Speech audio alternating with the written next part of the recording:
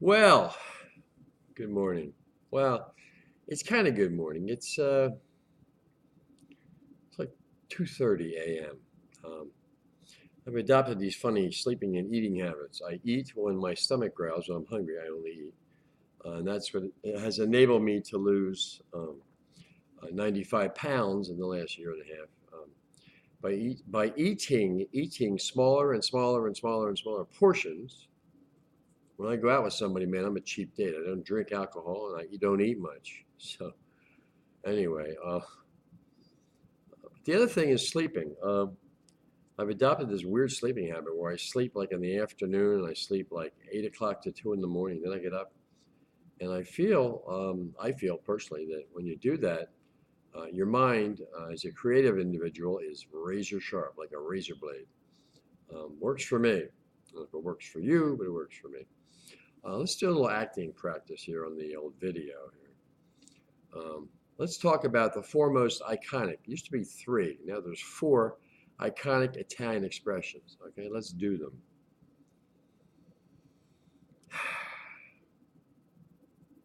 You got a problem with that? Are you talking to me? Ha! Forget about it. And of course, my favorite. Now use. Now use can't leave. Now use can't leave. Now use can't leave. That's from a Bronx Tale. Our man Chaz Palminteri, when the bikers were trying to take over the bar, ain't happening in the Italian club. Sorry, fellas. You mess with the wrong guys, you pick the wrong spot, you pick the wrong day, you pick the wrong time, and you pick the wrong attitude. Anyway, so my acting practice. I'll watch this and see how I look. I'll self-critique. Two types of critique: self-critique, which is important, but more importantly, how the world perceives you, how the world observes your actions. You just go about your life being yourself. Don't act, don't try and be somebody you're not. Just be yourself and see what kind of feedback you get. You dress a certain way one day and somebody says, "Hey, man," stranger, "Hey, man, I like your style." And you register that in your hard drive. You go, "Okay, you like my style." You sing a song and somebody says, "Wow, man, that was really good." You say, "Oh, thank you. Geez, I hadn't thought about it." "Well, thanks. I love to sing. So thanks for the compliment. It reinforces my confidence that I should do it more."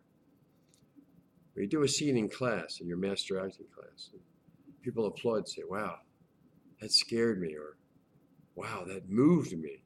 That moved me." Um, that's a nice one. My favorite word lately is exactly. I'll be saying something to somebody, an observation. I like to be doing observational humor at the comedy clubs when I perform in a comedy club. I do observational humor.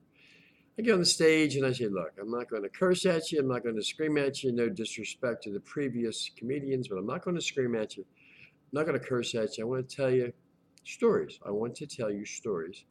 And I want to ask you questions and have a little interaction or a little conversation with the audience."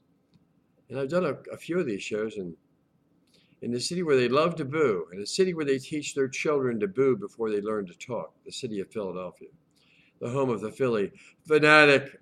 Yeah, we're fanatics in Philly. If you want to find out how fanatical we are, come to an Eagles game at the stadium at Lincoln Financial Field. Come to an Eagles game wearing a Dallas Cowboys jersey or a New York Giants jersey and see how warmly you're received.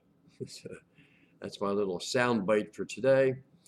December the 29th, approaching New Year's, December the 29th, 2016.